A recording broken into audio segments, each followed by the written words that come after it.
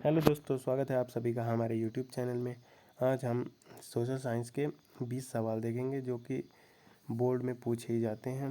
अक्सर ये सवाल बोर्ड की परीक्षा में पूछे गए हैं। और दोस्तों चलते हैं, शुरू करते हैं बिना किसी टाइम को वेस्ट करते हुए। पहला क्वेश्चन हमारे पास, भारत में किस तरह के लोकतंत्र की व्यवस्था की गई है? इसका आंसर है बी, भारत में अप्रत्यक्ष लोकतंत्र की व्यवस्था की गई है। और हमारे पास दूसरा क्वेश्चन है, भारत का कान्हा राष्ट्रीय पार्क प्रसिद्ध है, ये बाघ के लिए प्रसिद्ध है, इसका बी ऑप्शन सही है। तो हमारे पास तीसरा क्वेश्चन है कि औद्योगिक क्रांति योजना के तहत पहले या शुरू में कौन से उद्योग शामिल थे इसमें?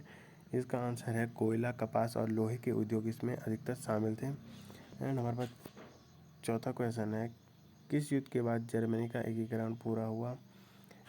इसका सही आंसर है डी, जब सेडन का युद्ध हुआ था तो इसके बाद जर्मनी का एकीकरण पूरा हुआ था।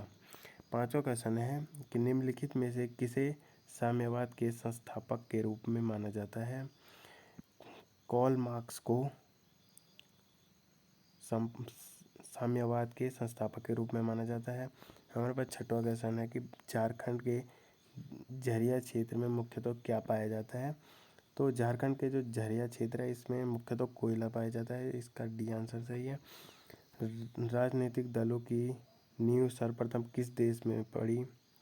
ब्रिटेन में राजनीतिक दलों की नींव सर्वप्रथम पड़ी थी।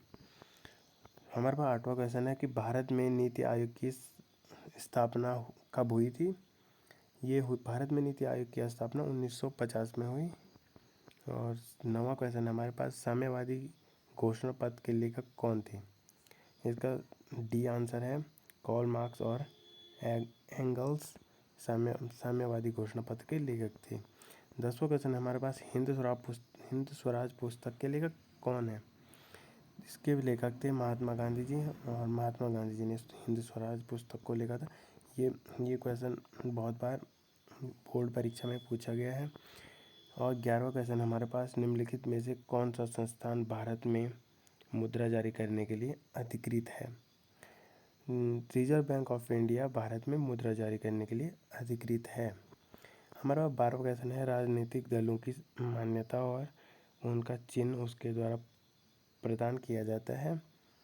इसका आंसर है सी, निर्वाचन आयोग द्वारा। और हमारे पास 13वां क्वेश्चन है, कौन से संशोधन अधिनियम द्वारा सरकार का तीसरा स्तर बनाया गया था? 71वां संशोधन में अधिनियम द्वारा सरकार का तीसरा स्तर बनाया गया था। और 14वां क्वेश्चन है हमारे पास, बोल्शेविक क्रांति कब हुई थी? बोल्शेविक क्रांति नवंबर 1917 में हुई थी। और ये क्वेश्चन भी 10th बोर्ड में अक्सर पूछा जाता है, इसको भी याद करके जाना। हिंद चीन पहुंचने वाले प्रथम व्यापारी कौन थे? हिंद चीन के प्रथम व्यापारी एक पुर्तगाली थे, और इसका सही आंसर है सी। 16वां क्वेश्चन है कि राष्ट्रीय स्वयंसेवक संघ की स्थापना कब और किसने की थी? राष्ट्रीय स्वयंसेवक संघ की स्थापना 1925 में हुई थी, और इसको बी हेडगेवार ने की थी इसकी स्थापना को। और हमारे पास 17वां क्वेश्चन है कि कौन सा सामाजिक वर्ग बुद्धिजीवी वर्ग के रूप में उभर कर आया? मध्यम वर्ग बुद्धिजीवी वर्ग के रूप में उभर कर आया है, इसका सही आंसर डी है।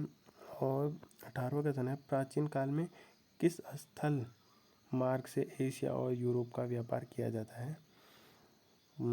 इसका आंसर है बी, रेशम मार्ग। और ये वाला क्वेश्चन भी बहुत इंपॉर्टेंट है, इसमें रेशम मार्ग के बारे में आपको दीर्घ क्वेश्चन में पूछा जाएगा। और आपके पास 19वां क्वेश्चन है कि किस पत्र ने रातों रात वर्नाक्युलर प्रेस एक्ट से बचने के लिए अपनी भाषा बदल दी? इसका सही आंसर है सी, अमृत बाजार पत्रिका ने। एंड हमारे पास लास्ट क्वेश्चन है कि सोपानी कृषि किस राज्य में प्रचलित है? ये उत्तराखंड में उपस्थित है। और इसी के साथ वीडियो को एंड करते हैं, और हमारे यूट्यूब चैनल को लाइक और सब्सक्राइब करना बिल्कुल मत भूलना, और अपने दोस्तों के साथ शेयर करना, और जिससे कि आपको नोटिफिकेशन टाइम पे पहुंचती रहे। थैंक यू, धन्यवाद।